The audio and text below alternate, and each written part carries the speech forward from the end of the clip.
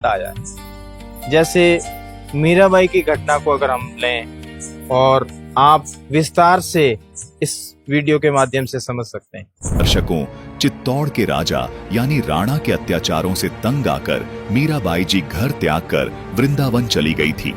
मीराबाई जी के घर त्यागने के उपरांत राजा के नगर में अकाल पड़ने लगे थे और तरह तरह की आपत्तियां भी आने लगी थी। उसके बाद राजा ने बहुत से ज्योतिषियों को बुलवाया और उनसे इन सब समस्याओं का कारण जाना। ज्योतिषियों ने बताया कि आपके नगर में कोई महान संत था जो अब यहाँ नहीं है, जिसके कारण से ये सब अशांतियां आपके नगर में आ रही हैं। राजा ने अपने महामंत्री भवन को अपने पास बुलाया और उनसे पूछा कि अपने यहाँ ऐसा कौन सा संत था। भवन ने उत्तर देते हुए कहा, महाराज, वो संत कोई और नहीं बल्कि मीराबाई ही हैं। वो एक परम संत हैं जो आज यहाँ नहीं हैं। दर्शकों, ज्योतिषियों ने यह भी बताया था कि जब तक वह संत इस नगरी में वापस नहीं आ जाता तब तक इस नगरी की ये सब समस्याएं हल नहीं होंगी। इसलिए उस संत का आना इस नगरी में अनिवार्य है।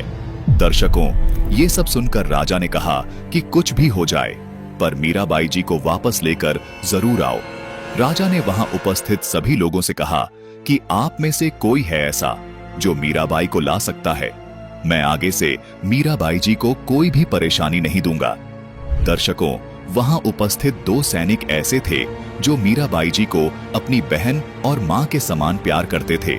ये दोनों सैनिक मीराबाई जी से भगवान की चर्चा सुना करते थे, यानी वो मीराबाई जी से बहुत प्रभावित थे।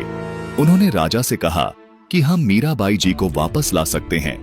मीराबाई जी हमारा कहना कभी नहीं टालेंगी। राजा ने इन दोनों सैनिकों से कहा कि अगर तुम मीराबाई को वापस नहीं ला पाते हो तो? सैनिकों ने कहा कि हम आपको दोबारा मुंह नहीं दिखाएंगे, यानी हम भी वापस नहीं आएंगे।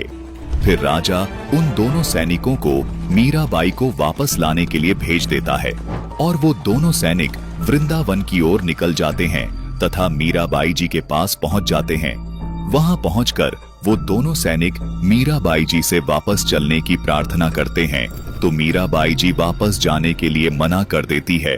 तब वो दोनों सैनिक कहते हैं कि हम राजा को वचन देकर आए हैं कि अगर हम आपको वापस नहीं लेकर आते हैं तो हम आपको दोबारा मुंह नहीं दिखाएंगे, यानी हे मीराबाई जी, आपके बिना हम भी वापस नहीं जा सकते हैं। उसके बाद मीराबाई जी ने उन दोनों से कहा कि अगर मैं मर गई होती तो आप वापस कैसे जाते, यानी तब भी तो मेरे बिना ही जाते। और ऐसा बोलने के बाद मीराबाई जी परमेश्वर कबीर जी से प्राप्त सतनाम का जाप करते करते तथा उन सैनिकों के देखते ही देखते पत्थर की प्रतिमा में समा गई।